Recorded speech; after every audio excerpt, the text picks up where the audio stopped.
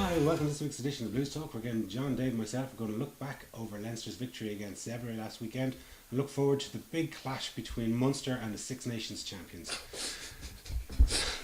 So boys, 27-0, fairly emphatic victory. We got our bonus point, but again, we broke some eggs, but we didn't... This wasn't Didn't the put Curate's- tomatoes in this the wasn't- omelette. This wasn't the Curate's egg. This was fucking rubbish. It really was. It was just a terrible performance. It was diabolical. The only redeeming quality out of it is the fact we got the bonus point. I mean, okay, well maybe, and Luke Fitzgerald's performance. He scored 2 tries. But apart from that, it was just rubbish. But then games like this often are. The game before the Munster game or the game before a big Heineken Cup game, we always seem to do very, very little and play very, very poorly. And Munster's game the next day was kind of the same, actually. Get all the bad play out of the system. Come on, Yeah, well, that's the only thing. I think some of it as well has shake to... the arms out. Like, we're coming back from the Six Nations. You know, there's a substantial number of the team had played and had been involved with the national team. You know, I'm sure it's hard to G up yourself to play Zebre in the Pro 12 and a crap, windy Harbelow night in the RDS.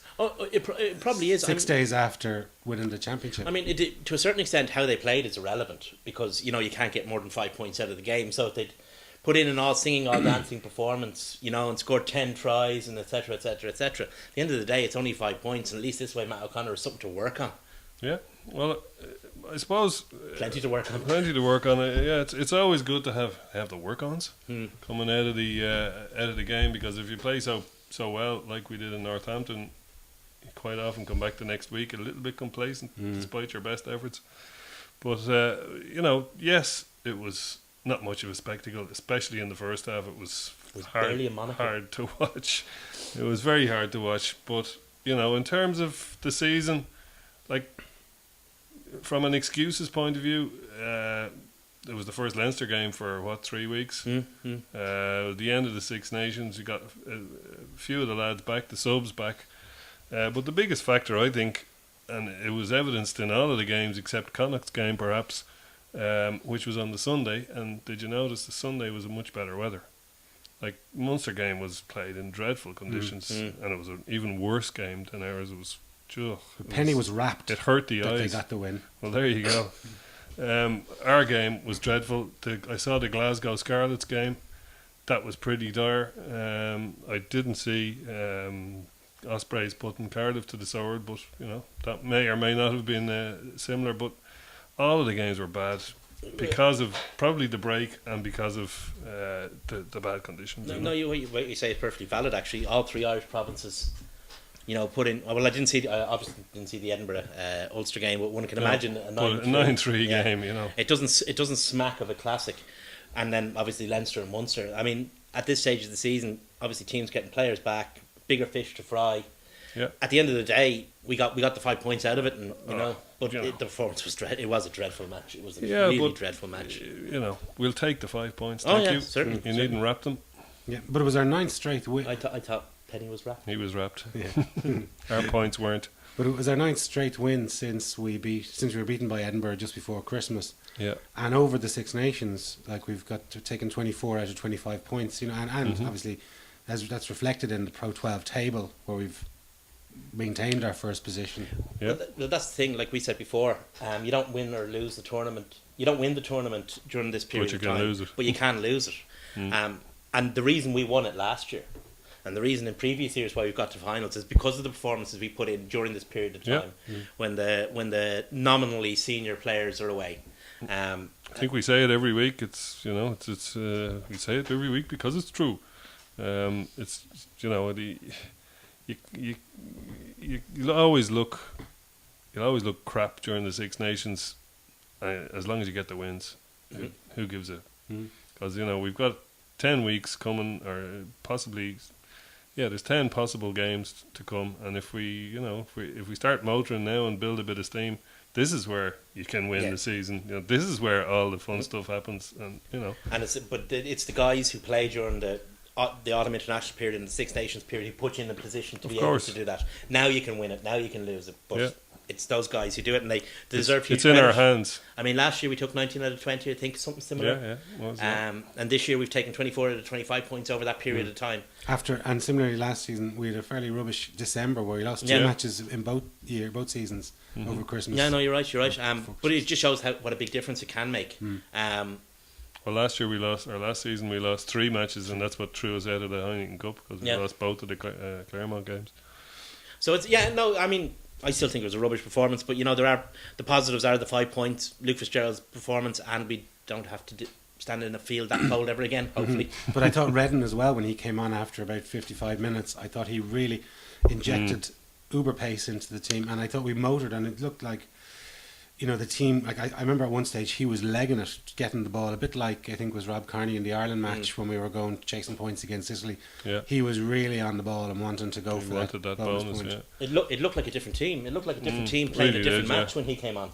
Well, I mean, there was probably maybe 4 players that you'd pick out. Fitzgerald, obviously, Owen Redden, Geordie Murphy, who rarely has a bad game. In fairness to him, he's very He's very consistent. He is pretty consistent. He was caught out a little bit against Castaway, but like pretty much, I think he was caught out maybe on his 7 play, being a little bit callow in the 7 jersey, but he never faulted him for effort. He always gets stuck in, and he makes yards, and he just you know what you get from him, and that's a lot of effort. Yeah, and he popped up and got the bonus point try in the last minute. So all good. Next time, just be a bit more stylish, guys. You're Leinster after all. Well, bit warmer. We've got 4 nice tries. So we'll have a quick look at Noel Reid's first. Yeah. Well, Noel is one of the guys who's been the mainstay of the performances during this period of time, and he scored Quite a few He scored, tries. I think it's 7 tries this season. Is it 5 or 7? One or the other.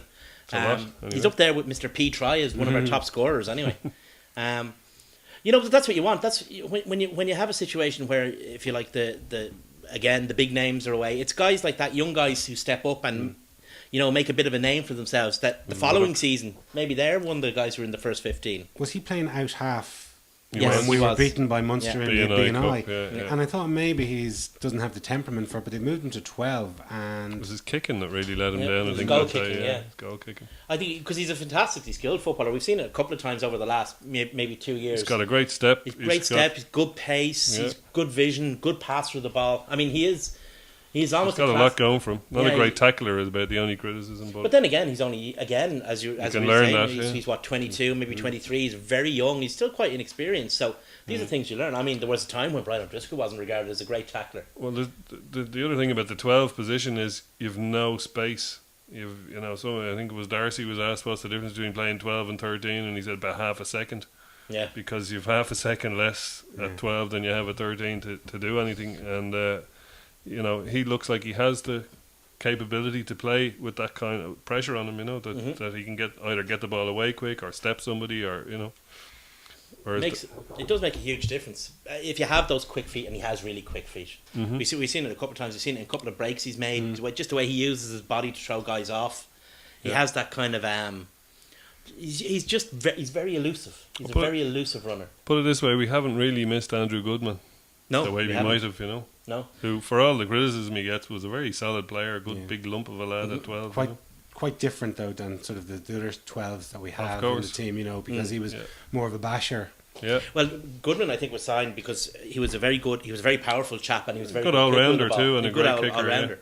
And to a certain extent, obviously, he doesn't have the physical size, but Reid would have those attributes. I mean, okay, he hasn't been hugely successful at out half, but he has those skills. He's a good kicker of the ball. He's a good distributor. He's a good game manager. Second 5'8". Yeah, exactly, a second 5'8". So Reid has done really well to make Andrew Goodman's absence, not a factor at all during this period of time when Andrew Goodman would have been regarded as one of the essential guys. Yeah. You're talking about elusive runners. Like I thought Luke had, as we mentioned, he did have a fine game, but from where we were standing on the sideline, just on the terrace, like you could see his footwork was just so sharp. Well, that's the thing. That's what Luke has more than any other player in Ireland. Yeah. Any of them. His Twinkle footwork. toes. He just.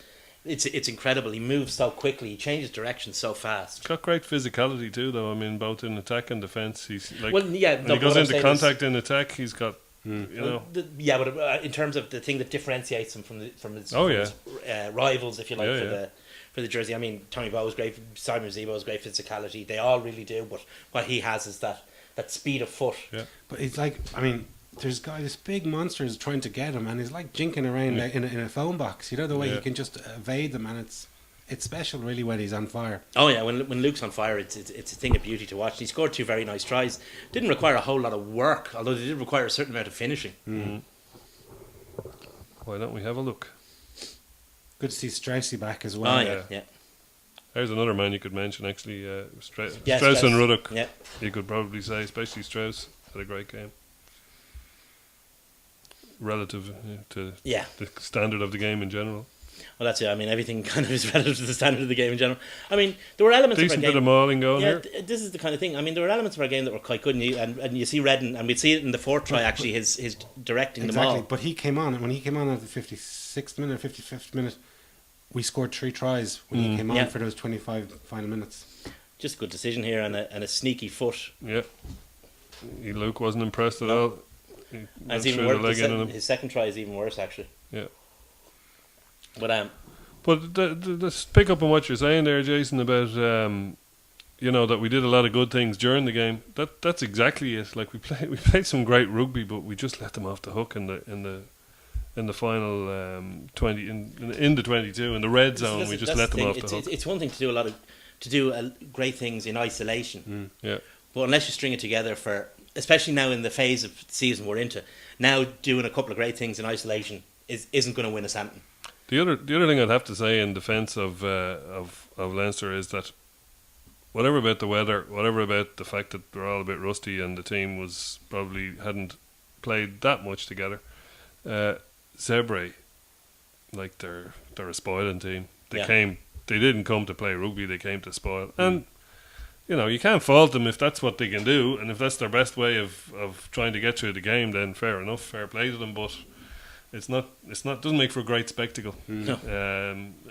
But we just seem to be constantly playing within ourselves. We just seem to do enough to get through the game, regardless of whether we didn't have to do a whole lot in that game to get our bonus point. No. But we just did just enough. Yeah. But the matches when we're playing a better outfit, we just do enough. You know what I mean? Well, you can only play what's in front of you, as a good old cliche says. I know, but we're like, if somebody's there trying to spoil your game and is no intent on attack and no real, not trying to string anything together, they're just trying to cheat in the scrums, they're trying to, cheat at the breakdown. It's all just negative. It's very hard to play positive rugby and score a load of tries, and in those conditions as well. Yeah, and that's that. In fairness, that would have been a contributing factor. Zebre didn't come to play rugby. No. I'd say they were delighted at half time. They kept the score down. It was 8-0. Yeah. I'd say they were very pleased with themselves because that was exactly what they wanted to do. Now the great thing about Redden is he came in and he took the tempo up. He started making better decisions than Boss had been making, which is unusual because I rate Boss very highly. But yeah, Redden certainly changed the course of the game. The way he Redden's in much better form though currently. Yeah. And playing more regularly. Yeah, playing for Ireland as well. Yeah. So when we look at Lukey's second. Well, that's another nice finish after some very, very good work, and another, if you like, a very sneaky assault from. Well, there you go. Even spoiling them when they've already scored the try. This guy comes in, elbow drop. Yeah. But I thought that try was a very Leinster-esque try. It had had the Gaffney loop. It had the ruck initially, the loop, and then creating the extra man. But it was also indicative of the way we've been playing in terms of the bad things. If you look at it, right, if you look at this, every single pass is kind of inaccurate. There's not a whole lot of stuff there that's it shows both the good and the bad. I mean, obviously the creativity to get the Luke around the outside. But a lot of the passing was very sloppy. It was kind of shoveled out. It wasn't snappy the way it was against, say, Northampton earlier this season. If you've got a team that are coming to spoil you, it's hard to create. It's even hard to create mismatches because they're not trying to set up to attack. They're not trying to set up to go at you. They're not.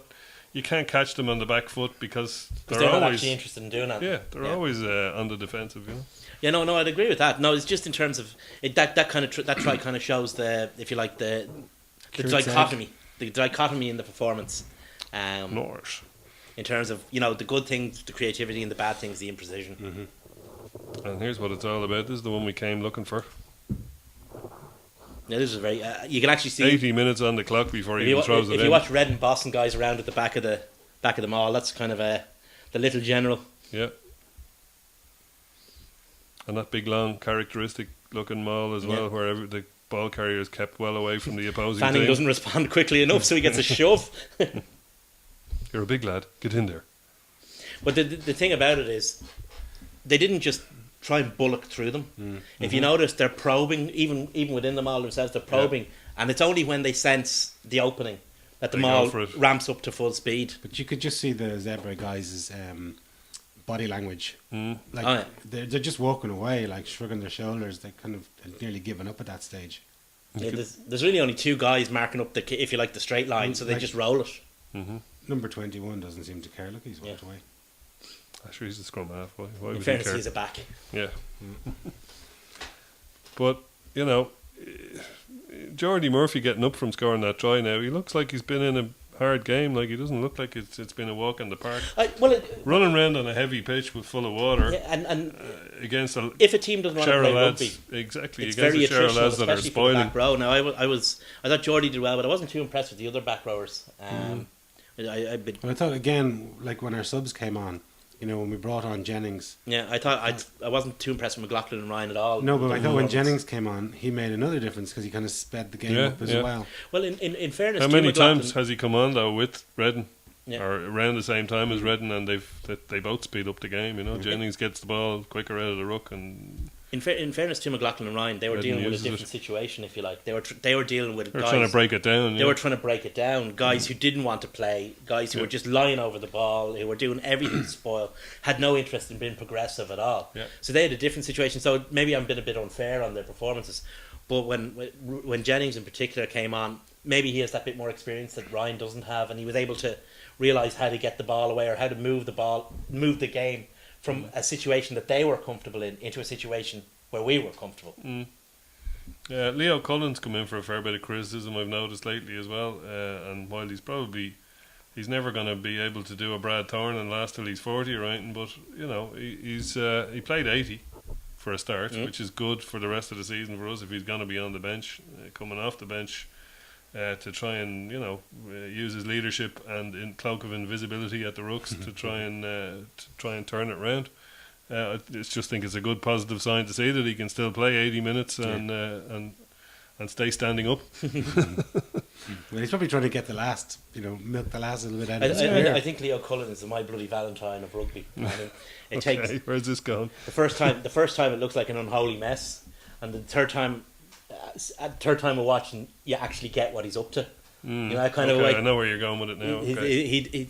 he do, if you examine his game in detail, it's the stuff he does is just fantastic. Yeah. You know, but if you just when you're just watching the match, if you're standing there watching the match, it's a bit like we were watching when we were saying about Warburton last year. We were standing on the chair saying, "Nah, Warburton, he's done nothing," and we got home and watched the game, and he was He's done absolutely everything. key for. He was their only player, and Leo Cullen's a bit like that. Obviously, he's not at the level of Warburton, but in terms of, you know, when a Not team anymore, he's not. when a team comes out to do nothing, the way that Zebra did, somebody has to go in there and teach him a lesson, and it's generally Leo Cullen has to do it. Yeah. Yeah. So the other results, like with the exception of Ospreys, the other two of our title contenders both didn't get their bonus points. So we kind of Nice one. stretched our lead by a point on both of the other two, of Munster and Ulster. Munster, we we'll talk about in a moment, but Ulster had a 9-3 win over in Edinburgh. I think Jackson got all three kicks. Didn't see the game, but Nobody did. It wasn't on I'm television. going to tell you, yeah. There's probably highlights on it. Yeah. Where? 3 kicks going over the bar. I don't think that'll be killing the bandwidth for the Rabbit Direct site. No. And of course, Ospreys pretty much hammered Cardiff, I think 34-9. So Yeah. they're kind of coming back into contention for the 4th place. Three kicks in that one for one side as well, but Ospreys are always thereabouts. I mean, they are a cut above the rest of their Welsh peers in terms of both attitude and ability. that's saying nothing though this year. It's not saying a whole lot about them, but you know, at least with the Ospreys, you know, you're gonna. there's a certain honesty of effort about them that isn't Yeah. always present in the other Welsh Well, regions. they've a decent run in, and they're in with a shout of fourth place. But you know, We have them away. We have a tough run in. We've Ulster. We've obviously Munster the weekend. We've Ulster, and we've Ulster away and Ospreys away. yeah, we've only two handy games from now on: the last game and the Treviso game. It is tough, but it's also, in a way, you know, it means that we can decide what happens behind us. Yeah. It does put us in control. Yeah. So You know, if we It's in win- our hands. Yeah. It might be hard, but it's in our hands. So Munster had another victory over 14, a 14-3 victory over Treviso, but they didn't look impressive. We had a discussion earlier, Dave. I didn't think that the try should have been a trials try. I thought it was a definite forward pass. just to clarify, I didn't think it was a try. I'm pretty sure it was forward. That's neither here nor there in the under the laws of rugby. Yeah. You know, and that's the problem. Maybe it should be. People, there's a certain element of Stephen Colbert coined a word called truthiness, and it's instead of the actual fact, it's what I think the fact should be, kind of thing. It's what I feel the truth should be rather than the actual truth. And I feel that wasn't a try. I don't think it was, but under the laws of rugby, unless it was. I mean, it's as simple as that. There's not a whole lot you can do about it unless you get a camera panning along the line in line with the play all the time. You're never gonna get it. Yeah, well, I mean, nothing Because good. I don't think we should waste any of Blue Talk trying to But just in terms of the game, pass or not. Munster actually had to play in conditions even worse than ours. Yeah. Against a team that, you know, is considerably better than Zebre in terms of the personnel they are. Anymore? A team in free fall, though. I would say. And Zebre were trying to play, or Treviso were actually trying to play. They didn't come out to be negative and stuff. I mean, the conditions affected Munster and Treviso equally, but at least Treviso tried to play. So in a way, Sure, Munster are used to it. yeah, but in a way, Munster's win. You know, they didn't get the bonus point and they'd be disappointed about that. They actually had to work harder for it. Yeah. Yeah. So anyway, we play them in the sellout Viva at the weekend, which is pretty cool. But like, you know, a few years ago or last season, we were questioning whether this fixture had lost a bit of its bite. But I think that bite has come back in now Big time. for a few reasons. You know, obviously it's first and second in the league as opposed to last year where it was first and sixth. Exactly. That's the biggest factor for me. And also, you know, I think there's been a bit too much made of the, you know, the lack of Munster players in the squad. I don't think the players are particularly perturbed. I think it's the media that are trying to build up this. I thought Foley reacted very well to it. Absolutely. I thought he was spot on. I mean, it shows you he might have a stab at being a good head coach. The way he reacted to that, I thought it was pretty good. I think his quote was when he was asked if he thought it was going to affect the team, or if he'd have to say it in the dressing room, and he's like, I shouldn't have to, or I He said, won't "I'd be have disappointed to. if I had to Be mention disappointed it." if I have to. That's it. I mean, to a certain extent, it is a kind of a, and particularly in light of how the actual Six Nations seasons panned out, it's a media constructed situation. Yeah. That's about all. I mean, basically, what you have is you have first and second in the league. I mean, the Six Nations means nothing. It's a different coach. It's virtually two different coaching staffs. Some of them from both teams were involved with the Six Nations, but you know, it's different coaching staffs with different game plans. You know, it's In fairness to Penny, he's kind of, I think he might have been a little bit misquoted, but also he's rode back a little bit on what he was saying. He says I was actually complimenting them rather than having a go, but maybe maybe he was told. I think he is a bit of an Egypt. Yeah. I think he was trying to big us up, so his brave warriors would go in under the radar a bit. Maybe, I see Rob Penny in Shannon Airport on his way home having a David Knox moment. I really do. I can just see it happening. I was just going to say David Brent moment. Not that much in the difference, really, is there? But no, in terms of the game itself, which is really all that really matters. I mean, the Six Nations is relevant. It's going to be a cracking game. I mean, I hope so. You got two teams who, a lot of their players have been in form.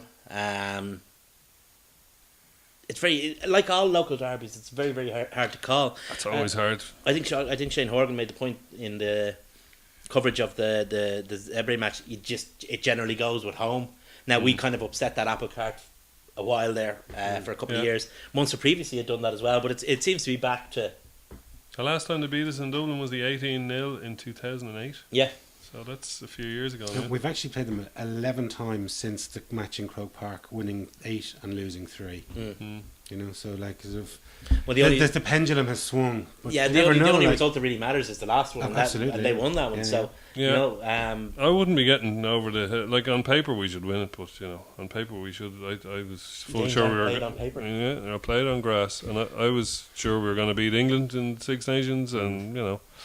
I thought we'd have a good crack at Munster. The last time we played them down there, I thought we were, you know, we're very diffident in that match. If we have the same kind of attitude in this game, Munster will win.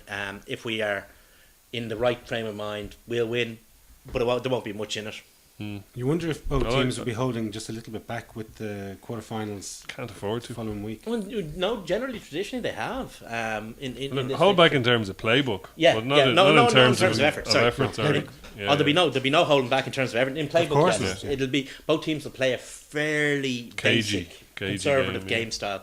But in terms of effort, I mean, they'll be killing one. Oh, Yeah. You but know? I remember 2 years ago, I think it was when I think Sexton looked like he was injured and he didn't want to come off, but they brought on Madigan for the last 20 And he minutes. dropped a maybe. goal and He dropped a goal. losing Tone But Park. you could just see Leinster team not wanting to open that playbook whatsoever. Oh no, they were kind of in the lead up to that. In the lead up to that try, Leinster had overlaps on both left and right at various different They were phases, spurning them. and absolutely refused to go for them. They were waiting to get Madigan into the pocket just to drop, so he could drop the goal, but or to get Madigan into a position where he could do something like drop a goal.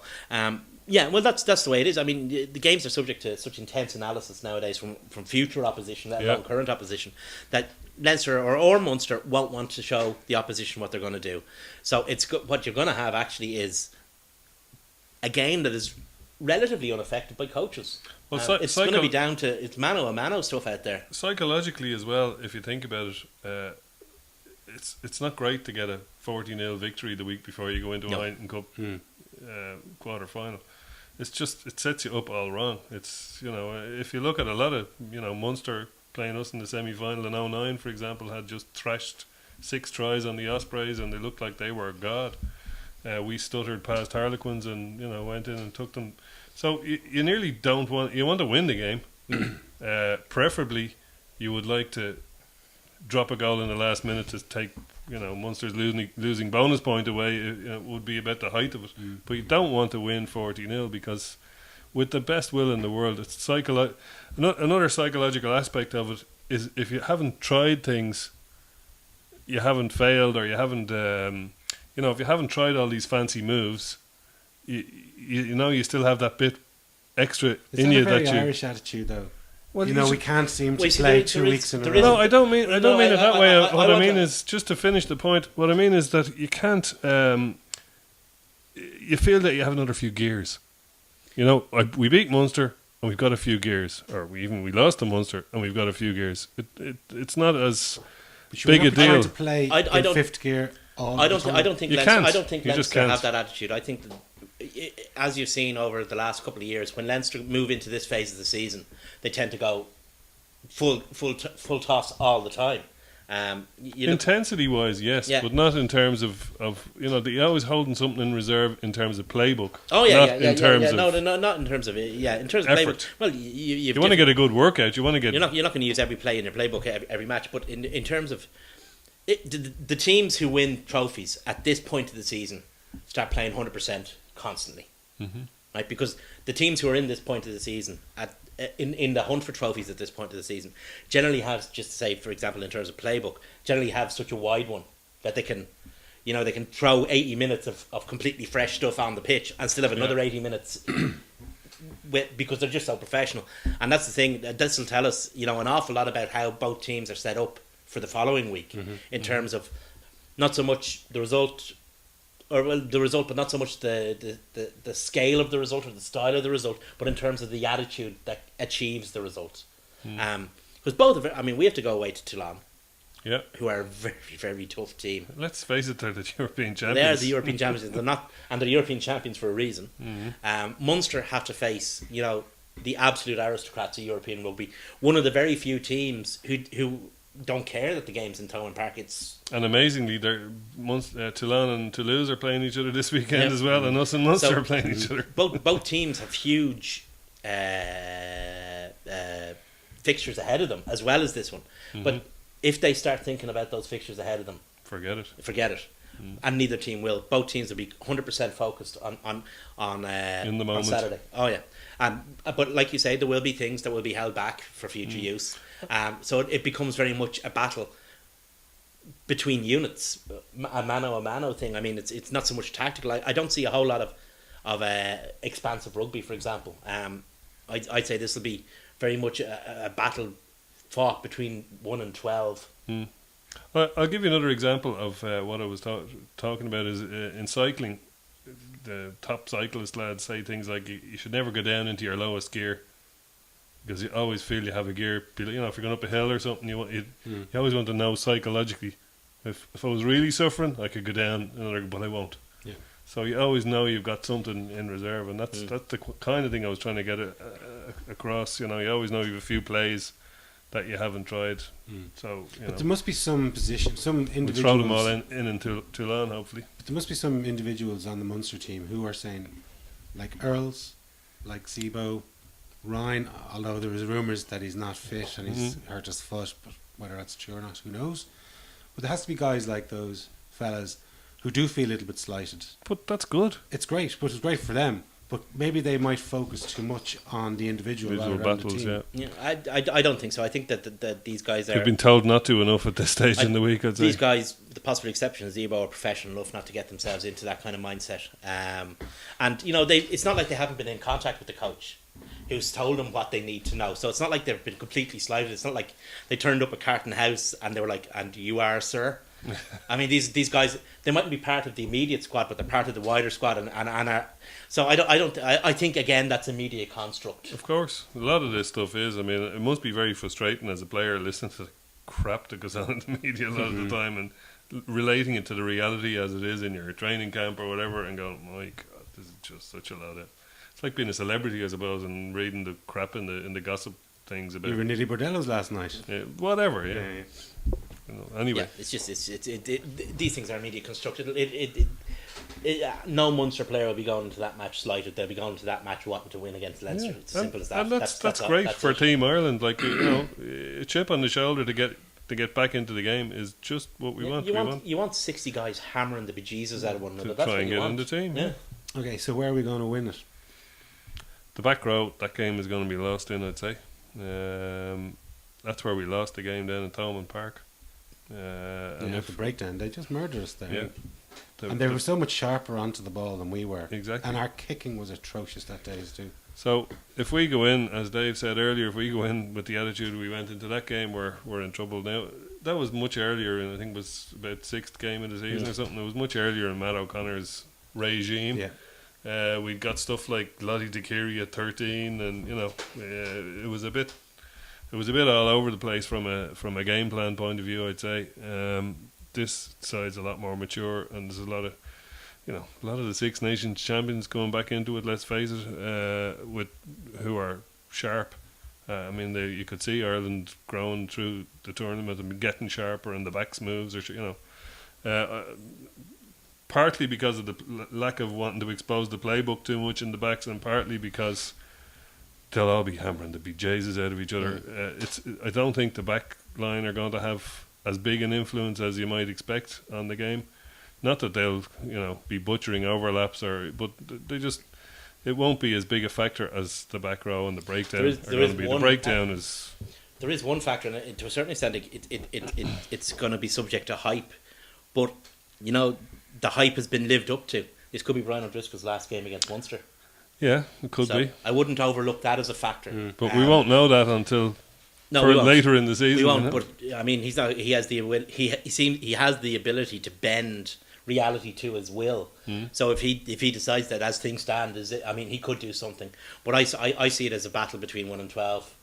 From 1 to 12, I don't see it going much further than that. It's not going to be wide all the time anyway. I think you could even just narrow it down to the second row and the back row, really, and the breakdown. Yeah. And do you think the fact that Leinster had, say, 8 guys playing in the Six Nations, playing at that super high level, while there was only 3 from Munster, and the rest of the Munster squad and the smaller number of Leinster squad that will be involved in this game were just playing in a much lesser intense competition, will that have a bearing on the game? It'll stand to them. Guys like Heaslip, who have the fitness in the tank anyway, like they're Played gonna every minute of the Six every Nations. minute of the Six Nations, and probably nearly every minute of every game he's played. And when was the last time you saw him being Yeah, he subbed? doesn't miss a whole lot of game time.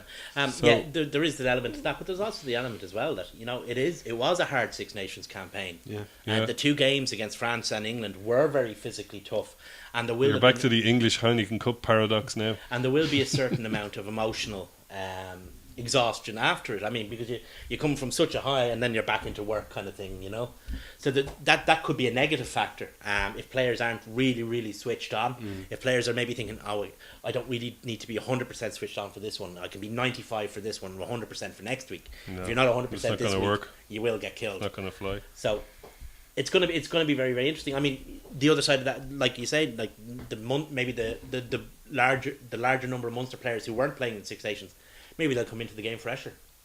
Yeah, it's hard to know, really, It's hard though, to know. isn't I it? mean, It's there's the- arguments to be made in both in favour of both Like the concepts. The English Heineken Cup conundrum No, is, but we keep winning it because we have a tough league and we're really tough. Or we keep losing it because we've got a tough league and it's really tough. hard to get through. And so But like it's like what you mentioned a few weeks ago.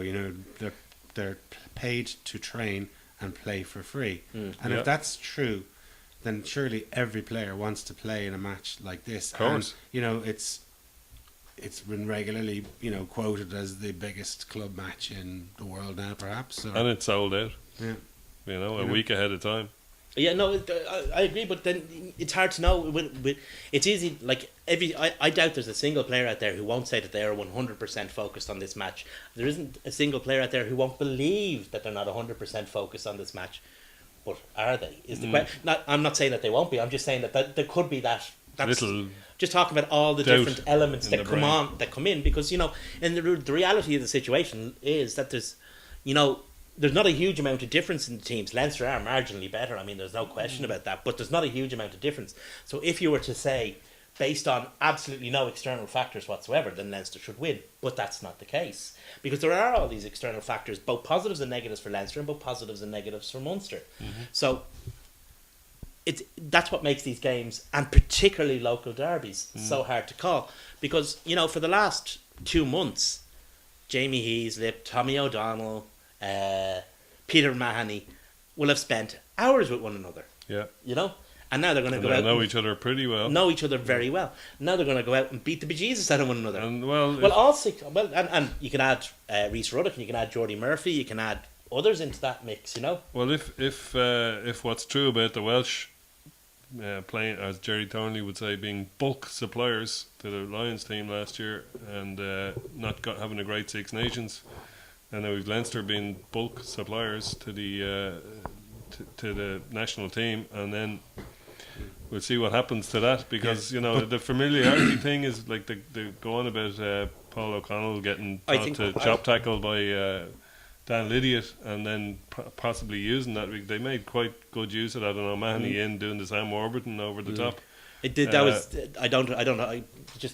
I think that's just a bullshit excuse from the Welsh. I mean, the reason the Welsh didn't move I forward. don't think it was the Welsh saying it though. No, but the reason, quite simply, was because Wales played the exact same game as they played last year. And in any kind of elite sport, if you don't move forward, you're moving backwards. Absolutely. And Wales didn't move forward, and that's the reason why they had a poor Six Nations. Nothing to do with exhaustion. Everyone else was exhausted. No, I don't mean exhaustion. I mean the familiarity and the amount that the other nations learnt from being on the Lions then tour that's- with them. That's the coach's job to change things, and but that happens after every Lions tour. So I don't know. I think it was kind of it was people looking for a quick and easy excuse. The real excuse was because Wales. Gatlin thought that the Welsh game and the Welsh players were good enough in and of themselves without needing any development. But there's- And there's- that's never the case. There's a culture in Leinster now that's been built up over the last 5 or 6 seasons where there is this united squad of 40 players where there's massive competition for players. But besides that, like we all know that more or less what the starting 15 will be, give or take 1 or 2 positions. But it's, as Dave mentioned earlier on, it's the 15 other guys who've got the team to this position. And when the internationals come back in, they feel a massive embarrassment nearly if they've let down the 15 guys who get them into this position.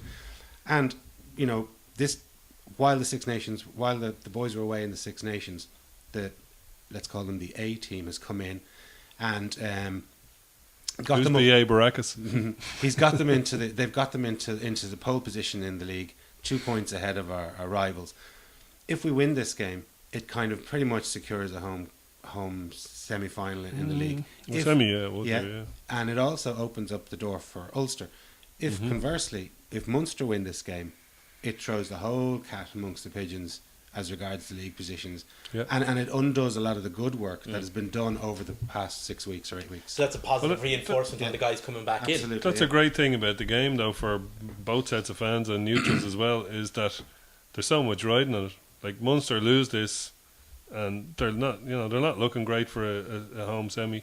We lose this, and we're not out of the running for a home semi, but we're right back down in We're the scratching dirt. around. We're scratching around, and we're dependent on other people to lose. And obviously, Munster and Ulster will have to take points off each other in the last game of the season as well. But like, if there wasn't so much riding on it, maybe it wouldn't be, and maybe that's why it wasn't so intense last year, because Munster weren't doing so well in the league. Yeah, I think also their victory in Thomond also added more spice to it. There's Yeah. kind of, it was. I'm not saying it was ever boring, but if you consistently win, Yeah. it's the rivalry doesn't really exist if Yeah. if you're going for your 8th in a row. Yeah, I think that people talked about, you were saying about last year and Munster been 6th and us been 1st, and that kind of took the edge off. The reason that there was kind of a bit less kind of edge to it was because we were clearly better last year. I mean, Munster have improved immensely since this time last year. They're a much better side. They have, yeah, that's for sure. In these games, and I've often said it, they exist, within their own little bubble. It wouldn't matter if Leinster were bottom or Munster were bottom and the other team was top, Yeah, you can because the look history. at what Connacht do to us every year or The two. history of these games, since the foundation of the branches, going back however long they were, there's not much between them. There's a fag paper in terms of total wins and total losses. You get periods of domination, sure, but they always even themselves out. But there was people sort of saying, well, I think it's time for Leinster now to move the Ulster match to the Aviva, and There's so many reasons that Well, you wouldn't there do was- that, though. Yeah, Like, it's there crazy was talk. people That suggesting was that. expats from Ulster don't live In in Dublin. Dublin is the biggest That's one. people who are just trying to, be a bit snide about Munster. You're not the big rivals anymore. Ulster are. Well, I think we've seen that, that's the situation. The reason you move the game to the Aviva is because it's the biggest game in the European calendar, pretty much. Whether Leinster are top, whether Munster aren't. I mean, it's Leinster and Munster. The names are evocative. The fixture is evocative, Yeah. and there's huge. And the practicality of it is there's a huge amount of people And also the from pe- Munster who live in Dublin and are going to come to the match. And also the people who say, oh, well, it's only 4 league points and you get the same 4 league points for beating Zebre that you do for beating Munster. Technically correct, but, this game is not just about the 4 league points. It's not even just about the bragging rights. It's not even just about the Irish team and who's in it and who's out of it. It's about all of those things, but it's also about the game itself. If there was nothing riding on it, like you say, Dave, you'd still want to win it. It's the old Paul O'Connell thing where he goes on about the brothers, and the person you want to beat in a game of darts or a game of golf or whatever is your brother. But dare anyone outside your family lay a hand on your brother? Well, and again, that's the thing. I mean, So when the guys get together in green jerseys, dare anyone outside the country lay a hand on them? But leaving the league out put them of in the it even. backyard throwing punches at each other, and If you take the league out of it, I mean, there's so many things about this game. I mean, you've got 60 guys who want to go to only 40 of whom can go to the World Cup next year. You've got fixtures next week. Only 23 guys in each team can make the squads. Both teams have big squads. Only 23 of them can make the matchday squad. You got to get yourself in the right position mentally and physically to play in that game. So this is how you do it. So even if you took the first and second, if it was first versus last or 2 middle of the table teams, it would still be a huge fixture. Huge. Yeah, well, it's going to be awesome. Thanks very much, lads, and thanks a million for watching. Cheers.